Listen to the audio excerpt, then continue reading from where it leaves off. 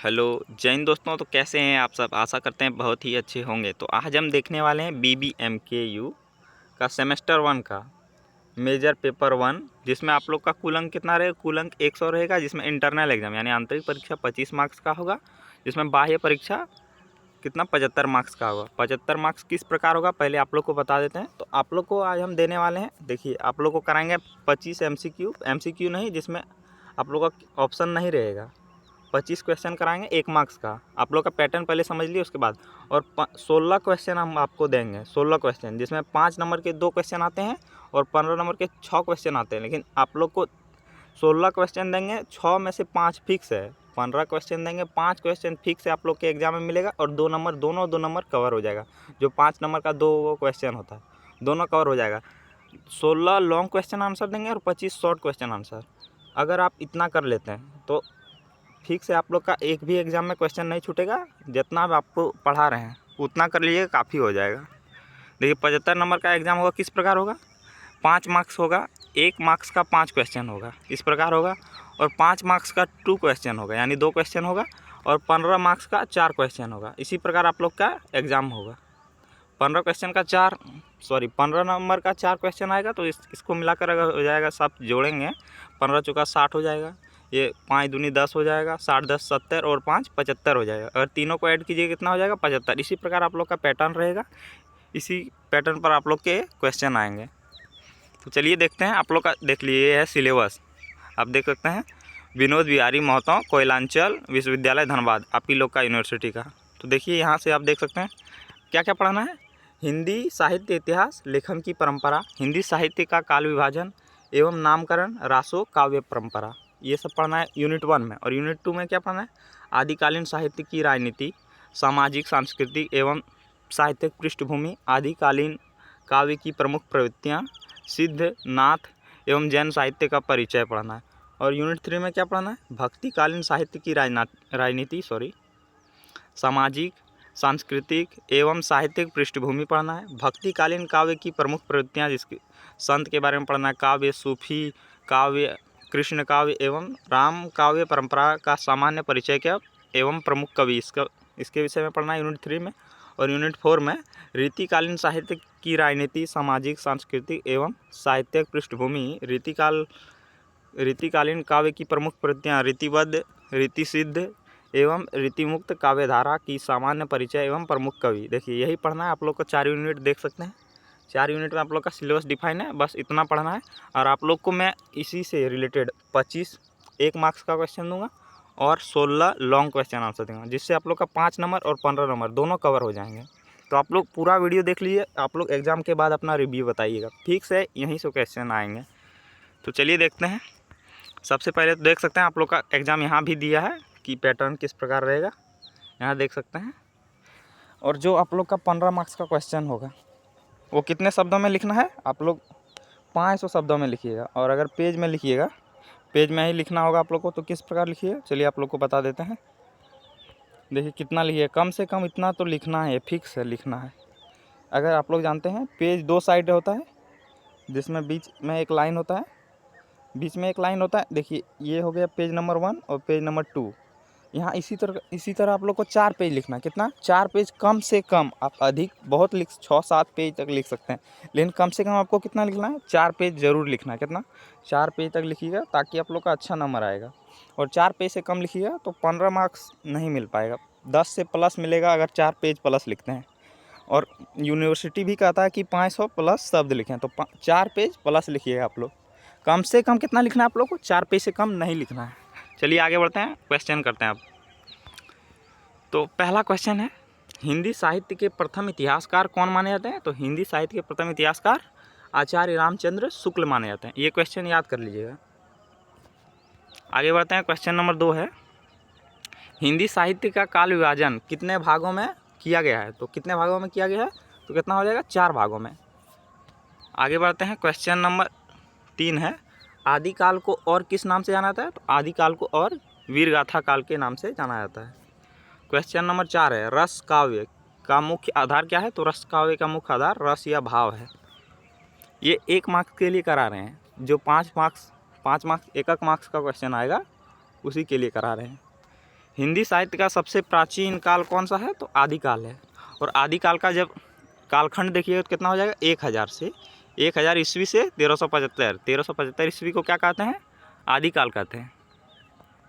आगे बढ़ते हैं। क्वेश्चन नंबर 6 है, रस की संकल्पना किस ग्रंथ में से ली गई है? तो इसका आंसर हो जाएगा नाट्यशास्त्र। नाट्यशास्त्र के लेखक कौन है? भरत मुनि। यहाँ देख सकते हैं क्वेश्चन है 7 नंबर, नाट्यशास्त्र के रचयिता तो भरत मुनि हो जाएंगे।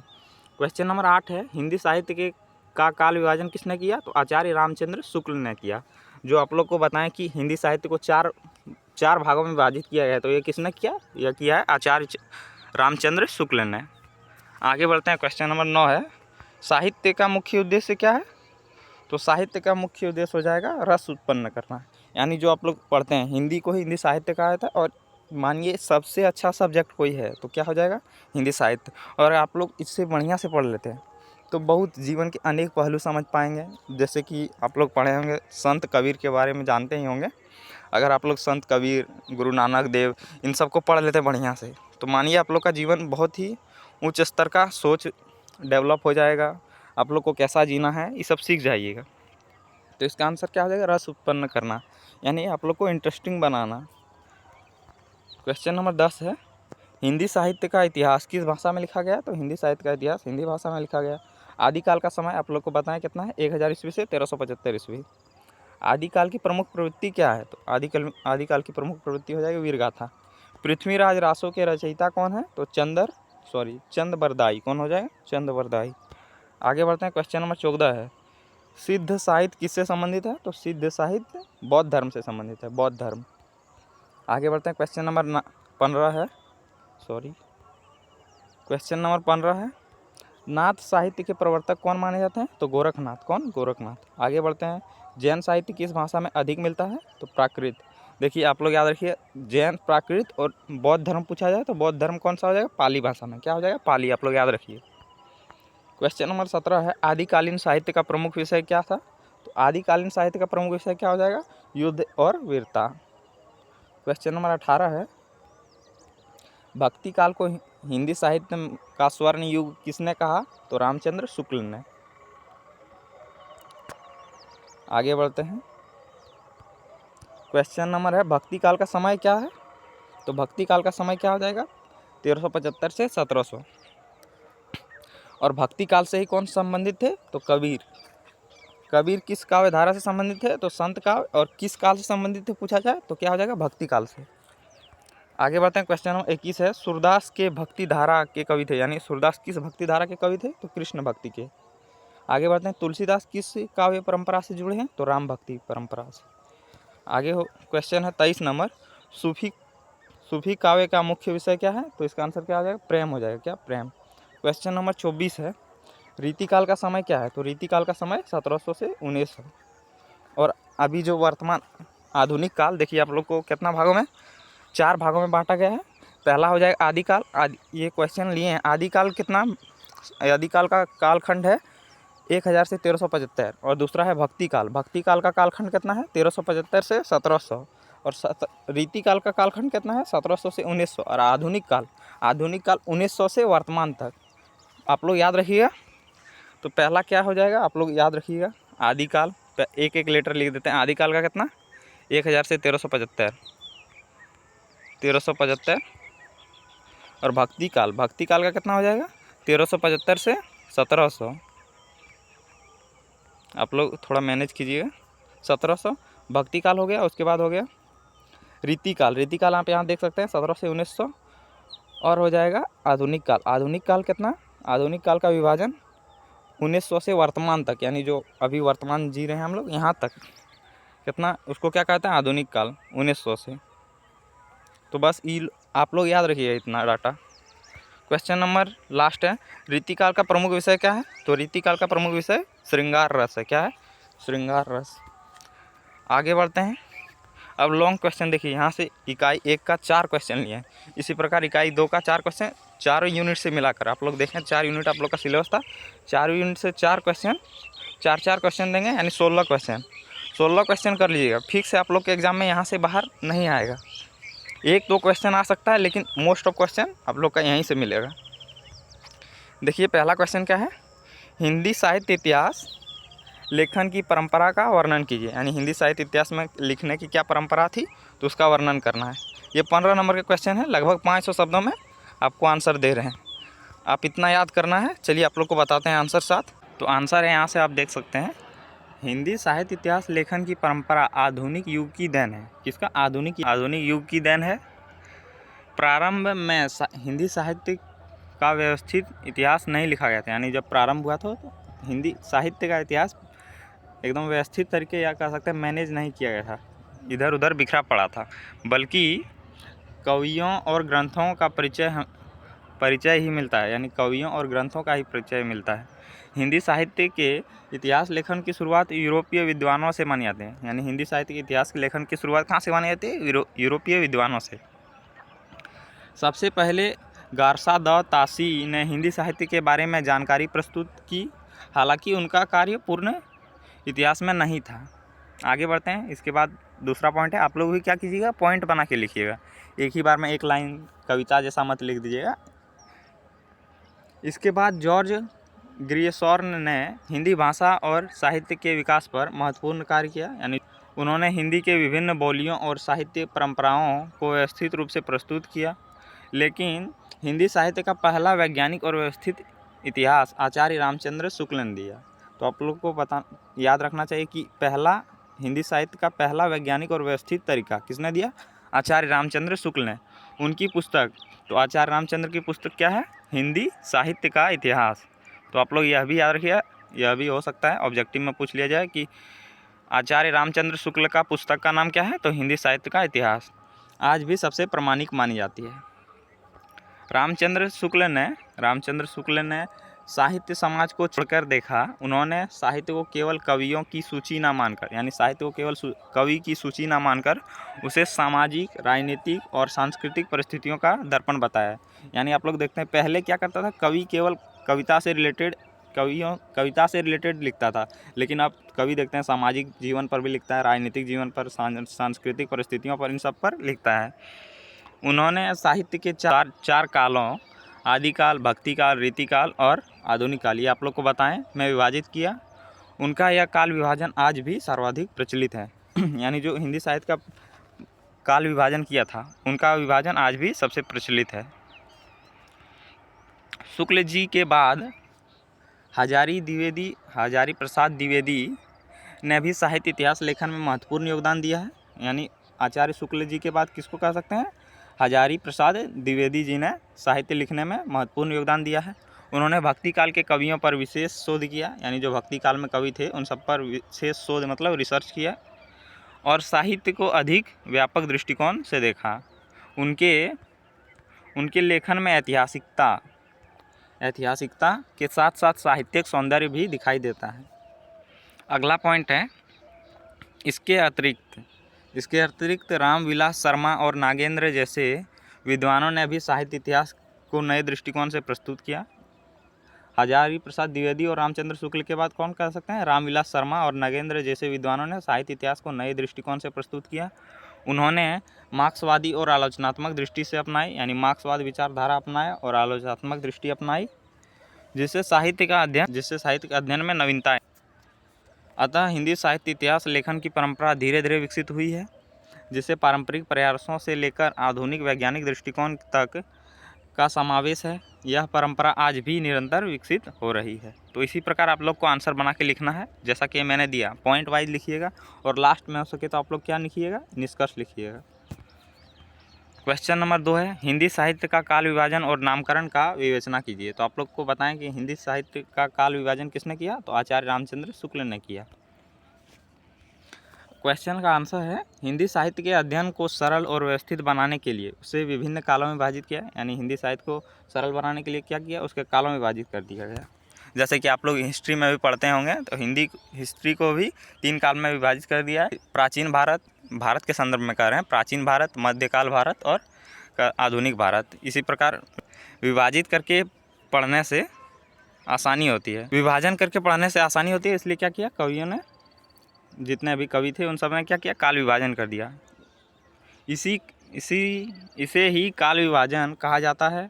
काल विभाजन का उद्देश्य साहित्य के विकास को क्रमबद्ध रूप से समझना है। यानी जो हिंदी साहित्य है उनको अगर आप लोग देखते होंगे, हिस्ट्री भी पढ़ते होंगे, तो काल वाइज काल यानी प्रत्येक काल को पढ़ते हैं। जो विभाजन हुआ है, प्राचीन काल को पढ़ते हैं पहले, उसके बाद मध्य इतिहास को पढ़ते हैं, उसके बाद आधुनिक काल को पढ़ते हैं। तो इससे क्रमबद्ध होता है, यानी सीक्वेंस बना रहता है, जिसे आप रिलेट करके भी याद कर सकते हैं। हिंदी साहित्य का सर्वाधिक प्रचलित काल विभाजन आचार्य रामचंद्र शुक्ल द्वारा दिया गया, जो आप लोग को मैंने बताया। उन्होंने हिंदी साहित्य के 4 प्रमुख कालों में विभाजित किया, जो आप लोग को मैंने बताया था आगे ही। पहला है आदिकाल। आदिकाल को आप लोग को बताए थे कितना, 1000 से 1000 ईस्वी से 1375 ईस्वी के बीच। और दूसरा बताया था भक्ति काल। भक्ति काल का काल विभाजन क्या था, 1375 से 1700 तक। और तीसरा है रीतिकाल। रीतिकाल कितना है, 1700 से 1900 ईस्वी तक। और चौथा है आधुनिक काल। आधुनिक काल 1900 से वर्तमान तक है। आप लोग को बताएं, इसी प्रकार 4 भागों में हिंदी साहित्य को विभाजित किया गया है। आदिकाल को वीरगाथा काल भी कहा जाता है, जो आप लोग को मैंने ऑब्जेक्टिव में करा 1 मार्क्स में, क्योंकि इस समय के साहित्य में वीरता और युद्ध का वर्णन अधिक मिलता है। क्यों कहा गया उसको वीरगाथा काल, क्योंकि इसमें वीरता और युद्ध का वर्णन अधिक मिलता है। भक्ति काल को स्वर्ण युग कहा जाता है, क्योंकि इस काल में भक्ति भाव की प्रधानता और तुलसीदास, कबीर, सूरदास जैसे महान कवि हुए। क्यों कहा जाता है भक्ति काल, क्योंकि इसमें भक्ति को यानी सर्वोपरि रखा। जिसमें महान कवि कौन कौन हुए थे आप लोग जानते भी होंगे, तुलसीदास, कबीर। आप लोग को बताते हैं कि कबीर के बारे में आप लोग ज़रूर पढ़िए। सूरदास हुए, और जैसे महान कवि हुए थे। रीतिकाल को श्रृंगार काल भी कहा जाता है, क्योंकि इस समय काव्य में श्रृंगार रस और अलंकारों का विशेष महत्व था। रीतिकाल को श्रृंगार काल कहा जाता है, क्योंकि श्रृंगार और अलंकारों का विशेष महत्व था, इसलिए रीतिकाल कहा गया। आधुनिक काल में सामाजिक चेतना, यानी आधुनिक काल वर्तमान काल में सामाजिक चेतना, राष्ट्रीय भावना और यथार्थवाद का विकास हुआ। सामाजिक चेतना यानी समाज के प्रति अच्छे व्यवहार, राष्ट्रीय भावना यानी देश के प्रति प्रेम, यथार्थवाद यानी जैसा है उसी प्रकार चित्रण का विकास हुआ। नामकरण का आधार मुख्यतः उसी काल से की प्रमुख प्रवृत्तियां पर रखा गया है, जैसे वीरगाथा, भक्ति, श्रृंगार आदि। इस काल की विशेषताओं को समझना आसान हो जाता है। आगे बढ़ते हैं, अगला पॉइंट है, हालांकि कुछ विद्वानों ने इस काल विभाजन में परिवर्तन भी सुझाए हैं, लेकिन शुक्ल जी का विभाजन सबसे अधिक प्रमाणिक और प्रचलित है। यानी सबसे प्रचलित किसका विभाजन काल, साहित्य का विभाजन है, तो आचार्य रामचंद्र शुक्ल जी का। अतः काल विभाजन और नामकरण हिंदी साहित्य के अध्ययन को व्यवस्थित और स्पष्ट बनाने में एक अत्यंत महत्वपूर्ण भूमिका निभाता है। तो इसी प्रकार आप लोग को भी आंसर लिखना है, ऐसे ही पॉइंट वाइज लिखिएगा। 2 नंबर क्वेश्चन खत्म हो गया। और तीसरा नंबर है, रस काव्य परंपरा का वर्णन कीजिए। देखिए आप लोग बताइए, आप लोग पहला वीडियो आप लोग कमेंट करके बताइए कि आप लोग क्या करें, हर क्वेश्चन का एक्सप्लेन कर लें। 16 क्वेश्चन एक वीडियो में, पूरा लंबा सीरीज जिसमें आप लोग बताइएगा। तो ये 2 क्वेश्चन, यूनिट 1 का 2 क्वेश्चन और यूनिट 2 का 1 क्वेश्चन चलिए आप लेकर आ देते हैं। लेकिन आप लोग को पूछना चाहते हैं, अगर आप लोग चाहते हैं कि इस प्रकार एक्सप्लेन करें तो आप लोग कमेंट कीजिएगा। अगर नहीं चाहते हैं तो आप लोग को PDF दे देंगे, PDF दे देंगे टेलीग्राम पर, जिसका लिंक कमेंट में रहेगा, वहाँ से आप PDF देख सकते हैं। तो अगर आप लोग चाहते हैं कि एक्सप्लेन करके बताएं तो आप लोग कमेंट कर दीजिएगा, और नहीं तो आप लोग को PDF मिल जाएगा कहाँ, टेलीग्राम पर। और टेलीग्राम पर जुड़ जाइए, आराम से PDF पढ़ लीजिएगा और यही पढ़ के जाइएगा। फिक्स आप लोग के एग्ज़ाम में यहीं से क्वेश्चन बनेंगे। तो पहला प्रश्न देख सकते हैं, यूनिट 2 का है। पहला प्रश्न है, आदिकालीन साहित्य की राजनीतिक, सामाजिक एवं सांस्कृतिक पृष्ठभूमि का वर्णन कीजिए। आदिकाल आप लोग को बताएं, आदिकाल का कालखंड बताएं, उसमें क्या क्या बताना है, साहित्य की राजनीति, सामाजिक एवं सांस्कृतिक पृष्ठभूमि का वर्णन। तो आगे बढ़ते हैं, आदिकालीन साहित्य आप लोग को बताएं 1000 से 1375 ईस्वी हिंदी साहित्य का प्रारंभिक चरण है। हिंदी साहित्य का प्रारंभिक चरण भी पूछा जाए तो क्या बोलिएगा, आदिकालीन साहित्य, जिसे वीरगाथा काल भी कहा जाता है। इस काल की रचनाओं पर उस समय की राजनीतिक, यानी जो 1000 से 1375 की राजनीतिक थी, उन सब के विषय में बताती है। सामाजिक और सांस्कृतिक परिस्थितियों का गहरा प्रभाव पड़ा है। राजनीतिक दृष्टि से यह काल अस्थिरता और संघर्ष का समय था। भारत में राजपूत शासकों का प्रभुत्व था, जो आपस में युद्ध करते थे। यानी आदिकाल में किसका प्रभुत्व था, तो राजपूत का। साथ ही मुस्लिम आक्रमणों के कारण भी निरंतर युद्ध की स्थिति बनी रहती थी। इस कारण साहित्य में वीरता, युद्ध और शौर्य का वर्णन प्रमुख रूप से मिलता है। कवि अपने आश्रयदाता राजाओं की वीरता का गुण करते हैं। सामाजिक दृष्टि से समाज में वर्ण व्यवस्था और जातिगत भेदभाव प्रचलित था। यानी उस काल में क्या था, वर्ण व्यवस्था प्रचलित था और जातिगत भेदभाव समाज के विभिन्न वर्गों में बांटा हुआ था और ऊंच नीच की भावना विद्यमान थी। यानी ऊंच नीच की भावना विद्यमान थी उसी काल में। आम जनता का जीवन कठिनाइयों से भरा था। शिक्षा और ज्ञान का प्रसार सीमित था। यानी शिक्षा और ज्ञान सभी को नहीं मिल सकता था, वह सीमित था। आदिकाल में केवल उच्च वर्ग तक ही शिक्षा सीमित था। यानी उस काल में केवल उच्च वर्ग ही शिक्षा ले सकते हैं, निम्न वर्ग को शिक्षा का अधिकार नहीं था। आप देख सकते हैं यहाँ सांस्कृतिक दृष्टि से इस काल में धर्म का विशेष प्रभाव था। यानी धर्म का विशेष प्रभाव था, जिसमें हिंदू, बौद्ध और जैन धर्मों का व्यापक प्रभाव था। धार्मिक मान्यताओं और परंपराओं का पालन किया जाता था। लोक संस्कृति और परंपराओं भी साहित्य में झलकती है। इन सभी परिस्थितियों का प्रभाव साहित्य पर स्पष्ट रूप से दिखाई देता है। आदिकालीन साहित्य में वीरता, धर्म और सामाजिक संरचना का चित्रण प्रमुख रूप से हुआ है। अतः आदिकालीन साहित्य उस समय की परिस्थितियों का सजीव चित्र प्रस्तुत करता है और हमें उस युग की वास्तविक स्थिति का परिचित कराता है। तो इसी प्रकार यूनिट 2 का 1 नंबर का क्वेश्चन आंसर लिख दीजिएगा। देख सकते हैं यूनिट 2 यहाँ हो गया यूनिट 2। आप देख सकते हैं यूनिट 2 के 2 नंबर क्वेश्चन, जिसमें आदिकालीन काव्यों की प्रमुख प्रवृत्तियों। जो आप लोग का क्वेश्चन यूनिट 1 और यूनिट 2 का आज ही क्वेश्चन लिए। अगर आप लोग बताइए कमेंट करके क्या क्या बोलेंगे तो एक्सप्लेन कर देंगे। तो आप लोग कमेंट कीजिएगा जो भी आप लोग चाहते हैं। और आप लोग एक काम कीजिए, अपना MDC बताइए, आप लोग का MDC क्या है। तो मिलते हैं अगले वीडियो में। जय हिंद।